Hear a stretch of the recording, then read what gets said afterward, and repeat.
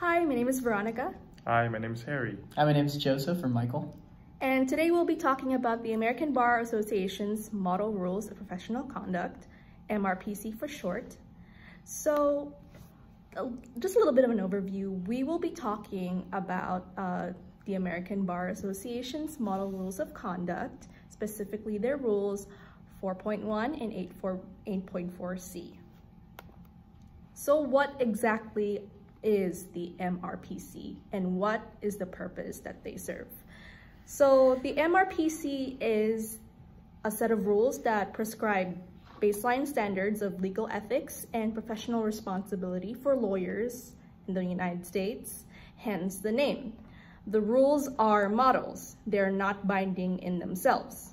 But most states have adopted the model rules as their own in governing the professional conduct of attorneys.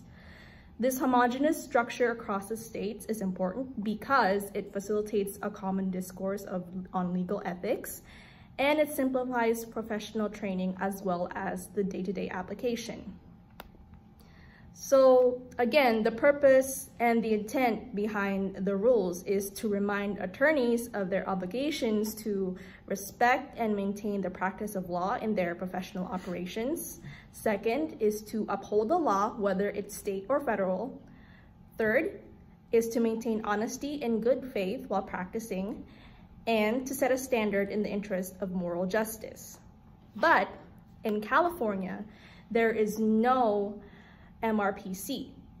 They do have their own though. It has its own set of unique rules of governing professional attorney conduct, and many of the rules in California are sometimes similar and identical to the ABA model rules, but in California's case, it differs from the ABA models in format, scope, and content. So, for example, under the ABA rules, an attorney may be disciplined for the appearance of impropriety, regardless of whether any actual impropriety occurred. In California's rules, however, discipline is permitted if impropriety actually happened. This reflects the nature of California's law. They're more hands-off and have to be factual evidence to prove violations. Yeah, so as Victoria talked about, the ABA rules are advisory rules. They're not a strict prescription on what states should do, but most of the states have adopted them. Like she said, California is the only one that hasn't. I think it's also Puerto Rico that hasn't. But in direct relation to the rules that we're focusing on, which are 4.1 and 8.4C, for 4.1, in the ABA version of the rules, it strictly says it prohibits an attorney from making a false statement of material fact or law to a third person. This expressly applies to any context in which a lawyer is acting as a representative, so, out of court, in a document, person to person. A certain example you can look at is in our memo. I believe it was the Rose case where she gave counsel to the criminal at hand, and that wasn't in court, and then she was found liable for that. In contrast, though, the California version of the rule, which is titled 5-200, prohibits an attorney only from making false statement in a court. So that excludes the types of falsity that they're doing outside of court. So like Victoria said, it's just kind of a hands-off approach. Only what you see in court shall be justifies as unrule or violation of the rule. So a reason why it's so different is the profession of being an attorney is regulated a lot differently in California than it is in the rest of the United States. Outside of California, being a lawyer is regulated solely by the judicial branch of the state government. In California, however, the State Bar of California operates as a state government agency under the supervision of the California Supreme Court. So they have their own agency having agency rather, and dictating those rules in their own means. But still, it's under supervision from the federal government as well. I'll talk a little bit about the purpose and intent of the rules, especially the misconduct. If an attorney in practice knowingly makes a false statement of material fact or law to a third person, engages in conduct involving dishonesty, fraud, deceit, or misrepresentation, or knowingly assists or induces another to do so through the acts of another, then he or she is in violation of the rules of professional conduct. And the reason for these rules, like we talked about, is because acts like that adversely reflect the attorney's fitness to practice law and the rule at hand. It just doesn't fit into an equitable rule of law. So you're probably asking yourself, there doesn't look like there's much room for exceptions to these rules. And Harry's going to talk a little bit about how those rules fit into actual cases in legislature and if there's any exceptions. So what exactly are some exceptions to these rules? The simple answer is it really isn't that much exceptions to these rules. So in some of the cases that we found throughout the ALR process, we've found 3 cases that are applicable to Rule 4.1, 2 cases that are applicable to Rule 8.4, and a joint case that's applicable to both rules.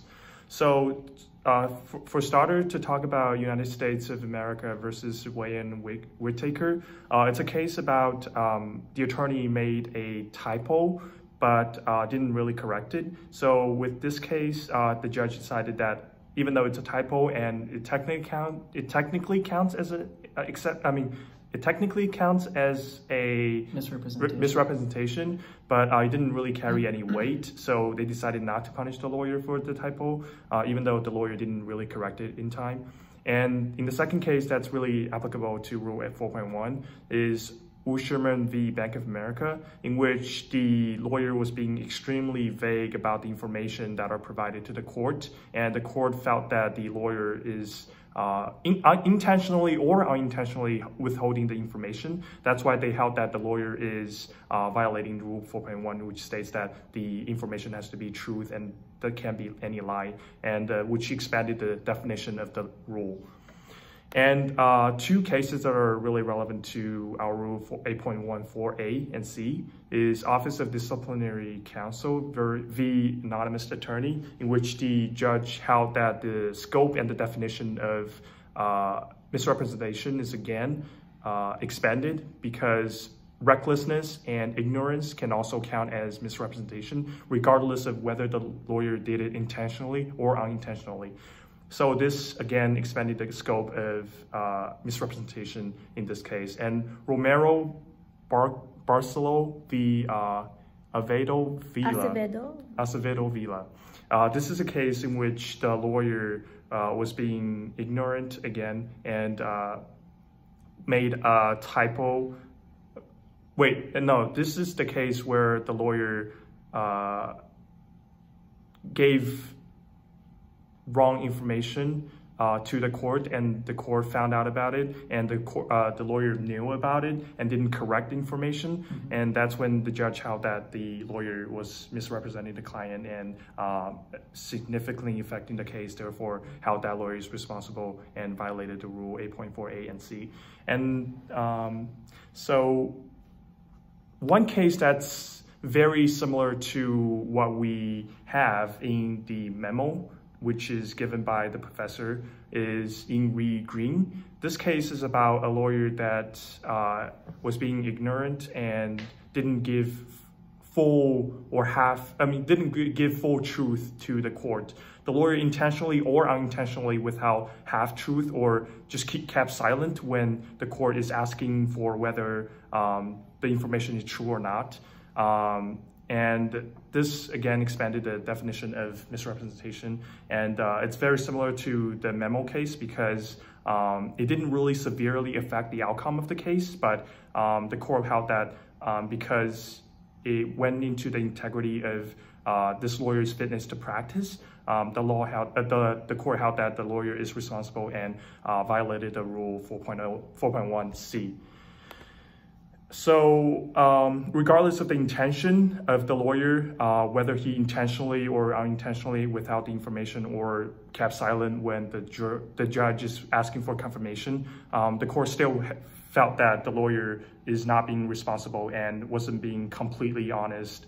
Therefore, regardless of the intention, the lawyer was held responsible and was held in violation of Rule 4.1. So in conclusion, the ABA standards, what constitutes professional misconduct, are really just false statement or material fact or law to a third person and falseness in the statement to others. And throughout the cases we found, in majority of the states, the courts have expanded the scope or definition of these words such as intentional or third person or falseness or misrepresentation. Or knowingly. Yeah, or knowingly. So yeah, throughout these cases that we found, the courts have expanded the definition without giving really many exceptions to violation of the rule. So it's really strict. And if you all want to be lawyers in the future, make sure you don't violate any of these rules and just be honest, especially to the court and the judge and your client. Yep. And yeah, that's all. Honesty is the best policy. Yeah. Always honesty. double check. All right, thank you. Thank you. Thank you.